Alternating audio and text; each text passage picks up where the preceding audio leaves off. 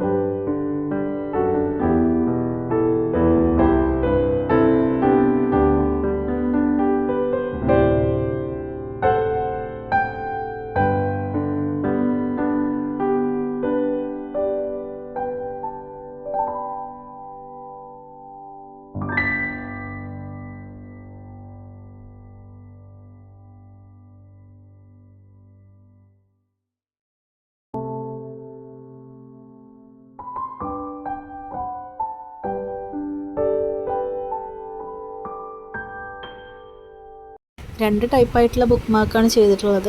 അപ്പോൾ അതിൽ ഒരെണ്ണം ഈ നൂല് ചുറ്റിയിട്ടുള്ളതും വേറെ ഒരെണ്ണം വന്നിട്ട് പിന്നെ വാഷി ടാപ്പ് 4 ഭാഗത്തും ചുറ്റിയിട്ട് അതിനകത്ത് പെയിൻറ്റ് കൊണ്ട് കുത്തും പുള്ളിയൊക്കെ ഇട്ട് കൊടുത്തിട്ടുള്ളൊരു ഡിസൈനാണ്. അപ്പോൾ അതും കാണാൻ വലിയ കുഴപ്പമൊന്നുമില്ല. അപ്പോൾ ഇഷ്ടപ്പെട്ടിട്ടുണ്ടെങ്കിൽ ഒരു ലൈക്കും സബ്സ്ക്രൈബും മറക്കരുത്.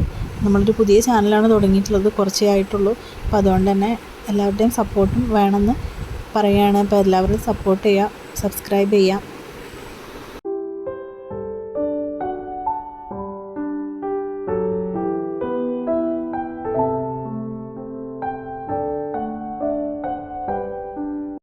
വാഷി ടൈപ്പ് ഇതുപോലെ ആ ഷീറ്റിൻ്റെ 4 ഭാഗത്തും ഒട്ടിച്ച് കൊടുത്തിട്ട് ഇങ്ങനെ പേസ്റ്റൽ കളേഴ്സ് എടുത്തിട്ട് ജസ്റ്റ് ഒന്ന് ഓരോ കുത്തും പിന്നെ ഓരോ സ്റ്റാറൊക്കെയാണ് ഉദ്ദേശിച്ചത്. പക്ഷേ വരച്ച് വന്നപ്പം പല ഷേപ്പായിപ്പോയി.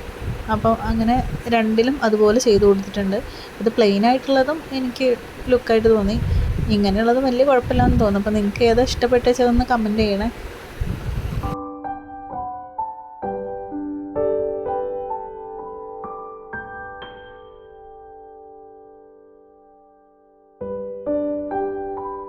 ലൈക്കും ചാനൽ സബും ചെയ്യണേ.